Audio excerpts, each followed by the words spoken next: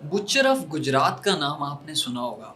वहीं जो बुच्चर गुजरात का था, वहीं बुच्चर कश्मीर का भी है। लेकिन आज जिस टॉपिक के ऊपर मैंने बात करनी है, मैंने कुछ पैरेलल्स ड्रॉ करने हैं। यानी कि आपने बुच्चर ऑफ गुजरात सुना, और जब मैंने बुच्चर ऑफ कश्मीर कहा तो आपके जहन में जो पहला शख्स आया होगा, ऑब्वियसली वो नरेंद्र मोदी ही होगा।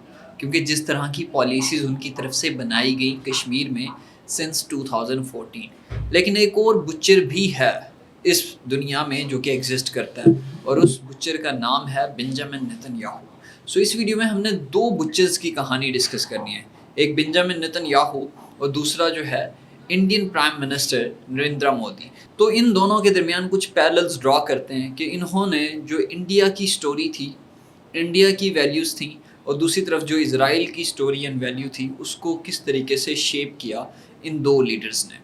इन दोनों रियासतों में काफ़ी सिमिलैरिटीज़ आपको मिलती हैं, लेकिन उससे पहले हम इन स्टेट्स के दरमियान जो एवोल्यूशन ऑफ रिलेशन है कि इनके दरमियान आखिर ताल्लुकात बढ़े कैसे, ताल्लुकात कायम कैसे हुए। आजकल आप देखते हैं कि इंडिया इज़राइल से वेपन्स खरीदता है, ड्रोन्स खरीदता है, साइबर से रिलेटेड जो मैटर्स हैं, साइबर सिक्योरिटी से रिलेटेड जो मैटर्स हैं, उनसे रिलेटेड चीज़ें भी खरीदता है। So there is a close strategic engagement between India and Israel. लेकिन ये हमेशा से ताल्लुकात इनके दरमियान ऐसे नहीं थे। आइए ज़रा हिस्ट्री डिस्कस करते हैं।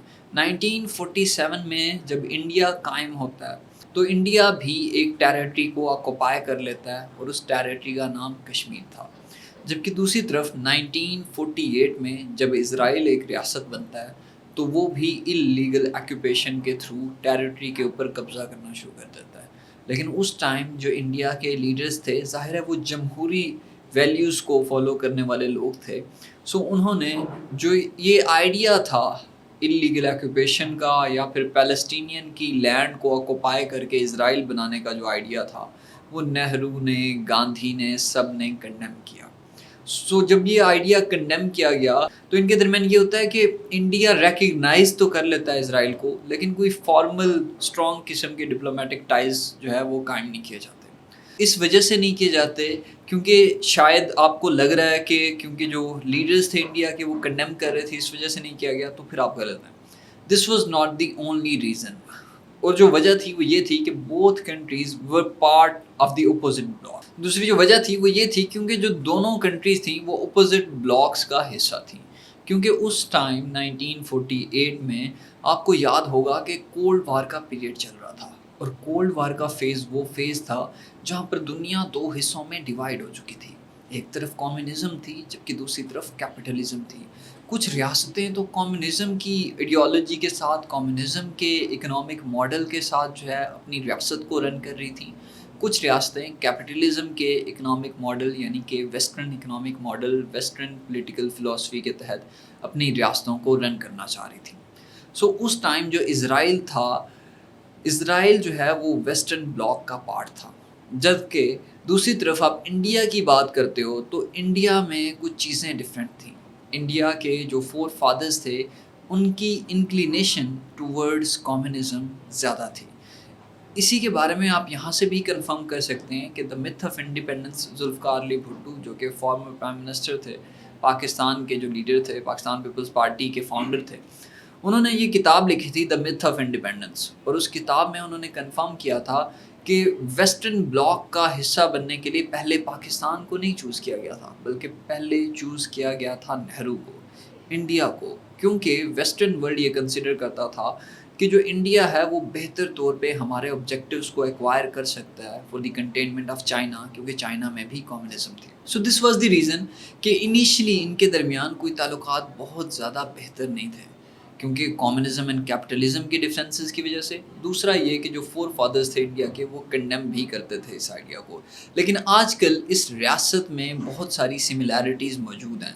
वो सिमिलैरिटीज़ कौन कौन सी हैं, कैसे ये इस्लामोफोबिक हेट्रेड रखते हैं, कैसे ये ऑक्युपाई करते हैं टेरिटरी को, कैसे ये लोगों के घरों को उड़ा देते हैं एयर बॉम्बिंग के थ्रू। तो आइए ज़रा डिटेल में डिस्कस करते हैं इन सिमिलैरिटीज़ को। मैं हूँ सनान हसन और आप देख रहे हैं द ओपिनियन। सो सिमिलैरिटीज़ में पहला पॉइंट तो यही है कि दोनों ने इल्लीगली ऑक्युपाई की हुई है लैंड। अब इंडिया की बात करें तो ज़ाहिर है उसने कश्मीर को ऑक्युपाई किया हुआ है। इंडिया कश्मीर को ऑक्युपाई कैसे करता है? 1947 میں جب پارٹیشن ہوتی ہے تو وہاں پر جو ریاستیں تھیں اور وہاں پر جو پروونسز تھیں ان کو دو آپشنز دیے جاتے ہیں کہ یا تو آپ پاکستان کے ساتھ الحاق کر لیں یا پھر انڈیا کے ساتھ کر لیں. لیکن جو کشمیر کا ہندو راجا ہے وہ کشمیر کو انڈیپینڈنٹ رکھنا چاہتا تھا. سو اس کے بعد 1947 میں جب یہ پارٹیشن ہوئی تو ایونچولی وہ جو ہندو راجا تھا وہ ایک fraudulent kind of instrument of accession sign کر لیتا ہے انڈیا کی ریاست کے ساتھ. اس کے بعد انڈیا کی فورسز جو ہے وہ سری نگر میں جو ہے اتر جاتی ہیں اور وہاں پر پاکستان اور انڈیا کے درمیان پہلی جنگ ہوتی ہے. آلدو کچھ پارٹ جو ہے وہ کشمیر کا پاکستان کے پاس آ جاتا ہے, کچھ انڈیا کے پاس رہ جاتا ہے. سو انڈیا نے تو آکوپائی کی ہوئی ہے ٹیریٹری اس طریقے سے. اسی طریقے سے آپ دیکھیں کہ جب پیلسٹائن اسرائیل کانفلکٹ کے ڈائنامکس کو آپ دیکھتے ہو تو جوئش پاپولیشن بھی مائیگریٹ کر کے آتی ہے فلسطینین لینڈ کے اوپر اور پھر ایونچولی اپنی ریاست جو ہے وہ اناؤنس کر دیتے ہیں 1948 with the help of West. اس سارے کانفلکٹ میں جو ویسٹ کا رول ہے آپ اس کو نیگلیکٹ نہیں کر سکتے. اب پیلسٹائن اسرائیل کانفلکٹ اس وجہ سے ہوتا ہے کیونکہ آپ نے وہاں پہ ایک اسرائیلی ریاست بنا دی اور وہ ریاست آپ نے پیلسٹینین لینڈ کے اوپر بنائی. اس کے بعد سے وہ جو کانفلکٹ شروع ہوا وہاں پہ اسرائیل اللیگل آکوپیشن کرتا ہے. 1967 کی وار ہے, 1948 کی وار ہے, پھر 1971 کی وار ہے. ان ساری جنگوں میں اسرائیل جو ہے اپنی ٹیریٹری ایکسپینڈ کرتا گیا, یونائٹڈ نیشن کا جو چارٹر ہے اس کی وائلیشن کرتا گیا, ہیومن رائٹس کی وائلیشن کرتا گیا. سو یہ ان دونوں ریاستوں کے درمیان آپ کے سامنے پہلی سملیرٹی ہے کیونکہ آپ دیکھیں پیلسٹائن میں ملٹری رول آپ کو دکھائی دیتا ہے, یہی ملٹری رول تو آپ کو کشمیر میں بھی نظر آ رہا ہے. پیلسٹائن میں آپ کو سیٹلمنٹ اللیگل سیٹلمنٹ نظر آتی ہے اور اسی طریقے سے کشمیر میں بھی جب سے آرٹیکل 375 کی ریووکیشن ہوئی ہے, آرٹیکل 370 کی ریووکیشن ہوئی ہے, اس کے بعد سے آپ دیکھیں کہ وہاں پر ڈیموگرافک چینجز کی جا رہی ہیں, ایکسپینڈ کیا جا رہا ہے چیزوں کو, جو گھر ہیں ان کو ڈیمالش کیا جا رہا ہے. یہی پریکٹس آپ کو مور اور لیس اسرائیل بھی کرتا ہوا نظر آتا ہے پیلسٹائن میں. سو یہ ایک پوائنٹ ہو جاتا ہے سملیرٹی کا. دوسرا پوائنٹ یہ ہے کہ دونوں ریاستیں ریپریشن کے اوپر بلیو کرتی ہیں. ہیومن رائٹس وائلیشن فلسطین میں غازہ میں کس طریقے سے ہو رہی ہے وہ بتانے کی ضرورت نہیں ہے, اور اسی طریقے سے ہیومن رائٹس وائلیشن جو ہے آپ کو انڈیا میں بھی نظر آتی ہے, پرٹیکولرلی ان انڈین کشمیر. چاہے وہ ریسنٹ پہلگام کا ہی انسیڈنٹ کیوں نہ ہو, وہاں پر بھی آپ نے دیکھا ہے کہ اس کے بعد سے کافی سارے جو مسلمانوں کے گھر تھے ان کو ٹارگٹ کیا گیا, ان کے اوپر اٹیک کیا گیا. سو یہ جو سملیرٹیز ہیں یہ دونوں کے درمیان ایگزسٹ کرتی ہیں اور دونوں جو کنٹریز ہیں وہ لیگلائزڈ کر رہی ہیں بروٹیلٹی کو, کیونکہ یہ جو بروٹیلٹی, یہ جو ریپریشن, یہ جو اوپریشن دونوں ریاستوں کی طرف سے پروموٹ کیا جا رہا ہے یہ بیسیکلی ملٹری رول کے تحت کیا جا رہا ہے. یعنی کہ ملٹری ہے نا جو انوالو ہے ان چیزوں میں, اسٹیٹ کی ملٹری. سو دونوں جو اسٹیٹس ہیں وہ لیگلائز کر رہی ہیں بروٹیلٹی کو. بسائڈ آف دس کہ جہاں پہ آپ کو انڈیا میں سی اے جیسے ایکٹ جو نظر آتے ہیں, یعنی کہ سٹیزن شپ امینڈمنٹ ایکٹ, اسی طریقے کے ایکٹس جو ہے وہ اسرائیل بھی پاس کرتا ہے. اسی طریقے سے اسرائیل بھی ایفرٹ کرتا ہے کہ ایکسٹرمینیٹ کیا جائے پیلسٹینینز کو, مسلمس کو. دوسرا یہ کہ جو دونوں ریاستیں ہیں وہ کہیں نہ کہیں جینوسائیڈ میں بھی انوالو ہیں, کہ کشمیر میں آپ دیکھو جو مسلم نسل کشی ہے وہ آپ کو نظر آتی ہے. اسی طریقے سے جب آپ پیلسٹائن اسرائیل کانفلکٹ دیکھتے ہو تو وہاں پر بھی تو یہی چل رہا ہے. وہاں پر بھی جو زیونسٹ رجیم ہے یہی چیزوں کو, انہی ریپریشن کو جو ہے وہ کنٹینیو کرتا ہوا دکھائی دیتا ہے. آپ دیکھیں جو ریسنٹ سرج ہے پیلسٹائن اسرائیل کانفلکٹ میں, یعنی کہ حماس اسرائیل کانفلکٹ اگر ہم اس کو کہہ دیتے ہیں, تو اس ریسنٹ سرج میں 54,000 پیپل ہیو بین ڈائیڈ جب سے فل فلیجڈ انویژن کی گئی اسرائیل کی ریاست کی طرف سے. اب یہاں سے آپ اندازہ لگا لیں کہ وہ جو 54,000 پیپل ہیں, ٹھیک ہے, ان کو مارا گیا, اس میں سے 16,000 جو تھے وہ بچے تھے. اب یہی چیزیں ایٹ لیسٹ اتنی سیویئر نہ صحیح لیکن اسی طرح کی اسیسینیشن, اسی طرح کی کلنگ آپ کو کشمیر میں بھی دکھائی دیتی ہے. دوسرا یہ کہ یہ جو ریاستیں ہیں ان کے درمیان اسٹریٹجک ٹائز بڑے اچھے ہیں دونوں ریاستوں کے درمیان, کہ انڈیا جو ہے وہ آرمز امپورٹ کرتا ہے. 2014 سے آن ورڈز جب سے بی جے پی کی گورنمنٹ آتی ہے, جو آرمز کی امپورٹ ہے انڈیا کی ٹورڈز اسرائیل وہ بڑھ جاتی ہے. 42% آف اٹس ٹوٹل ایکسپورٹ, یعنی کہ انڈیا کی جو 42% آف ٹوٹل ایکسپورٹ ہیں وہ اس چیز کے اوپر بیس کرتی ہے انڈیا نے اسرائیل سے جو ویپنز جو ہے وہ امپورٹ کرنے ہیں.